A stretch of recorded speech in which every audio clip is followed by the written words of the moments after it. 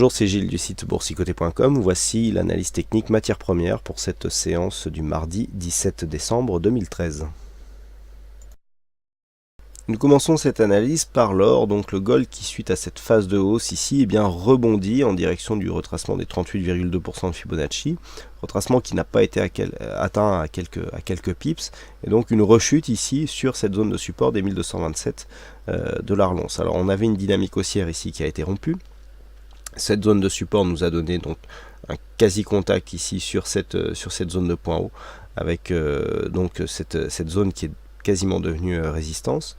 On n'a pas encore de signal de retournement, puisqu'on a eu ici une phase de cassure, mais qui n'a pas encore donné lieu à une accélération. Mais s'il y avait une cassure de cette zone ici des 1,2250, eh bien on pourrait, des 1250, 1225, eh bien on pourra avoir une accélération ici en direction des plus bas qui se situe, je le rappelle, à 1211,70 $ l'once.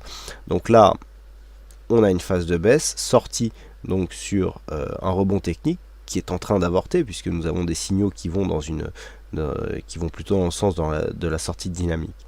Et donc sur signal de rebond qui est avorté et qui débouche ici sur un mouvement horizontal. Alors on assiste en fait à une phase de stabilisation. Phase de baisse ici très dynamique, petit rebond technique pour corriger quand même des excès baissiers, et phase de stabilisation. Donc la phase de stabilisation est définie ici entre 1211,70 et le retracement des 38,2%, à savoir approximativement les 2970 points, puisqu'on a un retracement de 38,2 à 2969,9. Donc 1269, excusez-moi, j'ai un peu de mal avec ces cotations ce soir.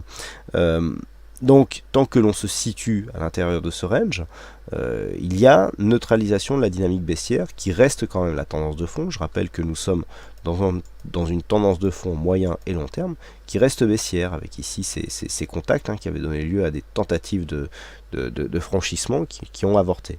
Donc là on a marqué un point bas et puis on se stabilise. A noter que d'un point de vue long terme, on n'a pas encore cassé le dernier point bas significatif, puisque nous étions ici sous les 1187 $ l'once lors de cette précédente phase de baisse. Vous voyez qu'ici nous avons eu un premier rebond qui s'était matérialisé ici par la rupture de cette zone de résistance baissière, donc premier rebond ici qui avait été confirmé comme zone de support, et on était venu directement en contact ici avec cette résistance long terme. Alors ça fait longtemps que je ne vous l'ai pas montré, il va falloir passer sur des cotations beaucoup plus éloignées, alors on risque de perdre un petit peu en lisibilité. Voilà ce que l'on a donc comme résistance, donc une résistance vraiment majeure, puisque là on a des premiers points de contact ici, et notamment là qui se situe en 2012, et donc le fait ici d'avoir des tests avortés de cette zone, eh bien nous fait dire que la tendance est encore relativement puissante, puisque malgré cette longue phase de baisse, eh bien les cours ont du mal à remonter, de telle manière que la résistance ici pourrait être cassée. Donc il faut attendre le signal. Pour l'instant il n'y en a pas, il n'y a pas assez de vigueur à la hausse pour expliquer un possible signal haussier, et donc qui déboucherait sur une cassure de cette résistance long terme. Pour l'instant nous sommes sur une phase de stabilisation. Bien entendu, une cassure baissière des 1270 relancerait la dynamique baissière, alors qu'une cassure haussière des 1270 commencerait à l'affaiblir, puisque nous aurions une rupture des retracements de Fibonacci à 38,2%.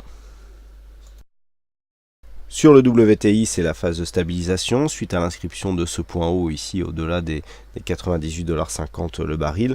Les cours consolident tout doucement et puis se reprennent autour des 97,50. Donc un secteur parapétrolier qui a été fortement secoué en Europe, mais on le voit sur le WTI ici, cela ne se ressent pas trop. On est dans une phase de stabilisation par rapport à la tendance de hausse globale. On reste au-delà du retracement des 23,6%, même si le retracement ici des 23,6 a été attaqué.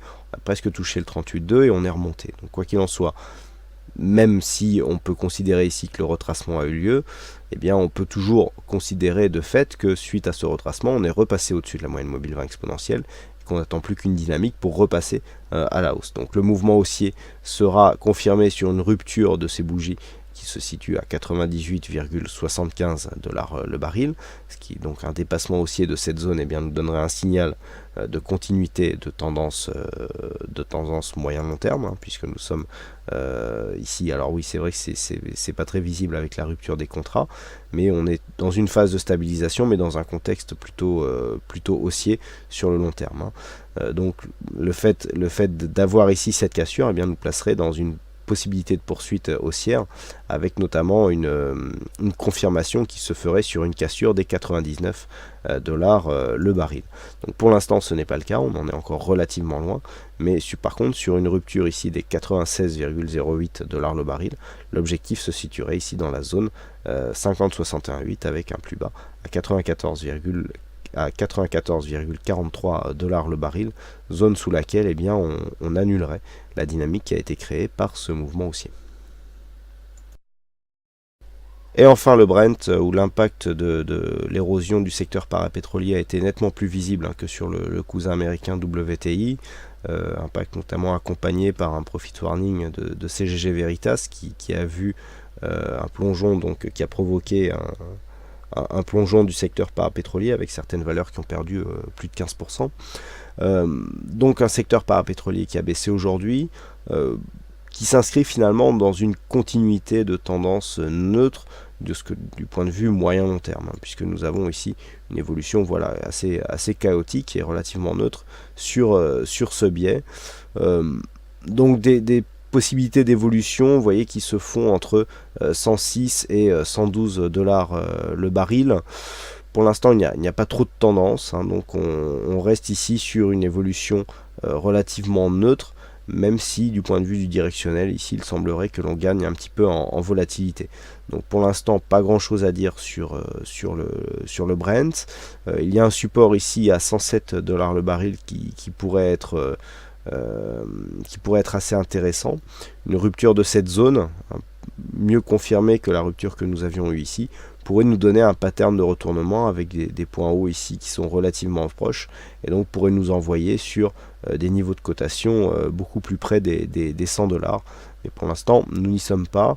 Il faudrait valider ici une cassure de cette zone pour pouvoir confirmer donc l'inscription en tendance baissière. Pour l'instant, on a une petite phase de baisse court terme qui ne s'inscrit pas vraiment dans une phase baissière marquée. On a eu ici un rebond technique et puis on revient ici sur la zone de point bas. Bon, tout ça s'inscrit dans la continuité du range moyen terme. Pour l'instant, pas grand chose à dire sur ce niveau. Une petite cassure ici des 107,70 nous redonnerait un signal de poursuite baissière court terme par rapport donc à l'inscription de ce point bas et d'un retracement précédemment utilisé. Voilà ce que nous pouvons dire sur l'analyse technique de ces principales matières premières. Il ne me reste plus qu'à vous souhaiter à toutes et à tous une bonne soirée, bonne chance dans vos prochains trades, et on se retrouve dès demain pour d'autres analyses techniques en vidéo. Bonsoir à tous.